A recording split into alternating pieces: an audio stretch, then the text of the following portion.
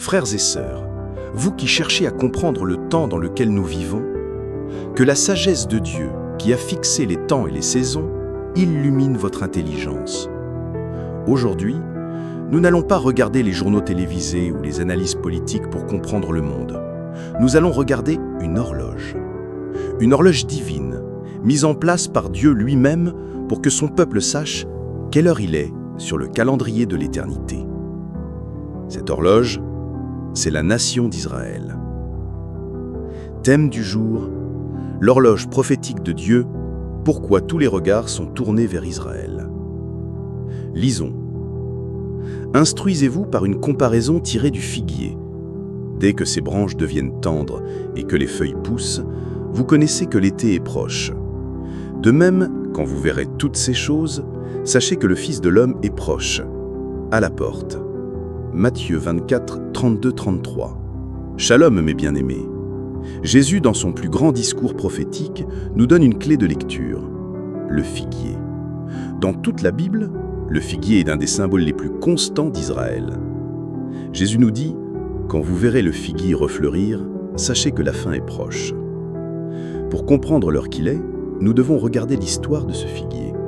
Premièrement, l'horloge s'arrête, la dispersion d'Israël. Pendant des siècles, l'horloge a semblé s'arrêter. En l'an 70 après Jésus-Christ, les armées romaines ont détruit Jérusalem et son temple. Le peuple juif a été dispersé aux quatre coins du monde, exactement comme les prophètes l'avaient annoncé. Deutéronome 28. Le figuier a été abattu. Pendant près de 2000 ans, la nation d'Israël n'existait plus sur la carte du monde. Pourtant, Dieu a accompli un miracle sans précédent. Il a préservé son peuple. Aucun autre peuple dans l'histoire n'a survécu à 2000 ans de dispersion sans patrie, tout en gardant sa langue, sa culture et son identité. Dieu a gardé l'horloge intacte, même si les aiguilles ne bougeaient plus.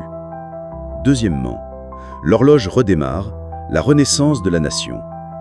Et puis, le 14 mai 1948, le monde a assisté à l'impensable. Le figuier qui était mort et sec a recommencé à bourgeonner. La nation d'Israël est renée en un seul jour, accomplissant la prophétie d'Ésaïe 66, 8. La vallée des ossements desséchés d'Ézéchiel 37 a repris vie. Ceci, mes frères et sœurs, est le super signe du XXe siècle. C'est le moment où Dieu a redémarré son horloge prophétique. Jésus a dit « La génération qui verra le figuier refleurir ne passera point que tout cela n'arrive. » Nous sommes cette génération. L'horloge tourne à nouveau, et elle tourne vite.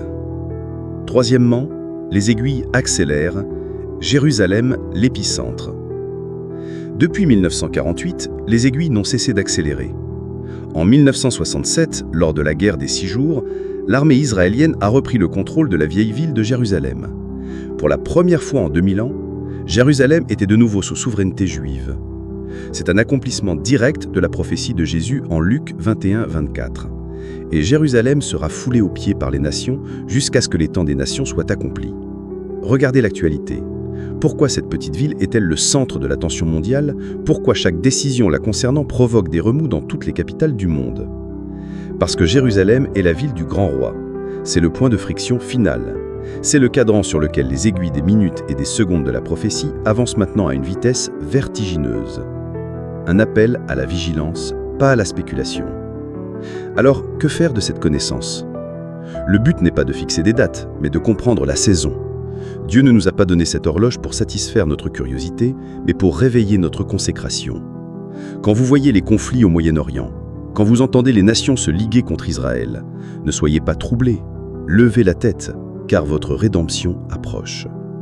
Ces événements ne sont pas le signe que le monde est hors de contrôle, mais au contraire, qu'il est parfaitement sous le contrôle souverain de Dieu qui accomplit son plan à la lettre. Prions. Père éternel, toi qui es le maître du temps et de l'histoire, merci de ne pas nous avoir laissés dans l'ignorance. Merci pour la fidélité de tes promesses envers Israël, qui est le gage de ta fidélité envers nous, l'Église. Ouvre nos yeux pour que nous puissions discerner les signes du temps. Remplis-nous d'un amour pour ton peuple premier-né et d'une sainte urgence pour annoncer l'Évangile, sachant que l'heure est avancée. Au nom de Jésus, le lion de la tribu de Juda. Amen.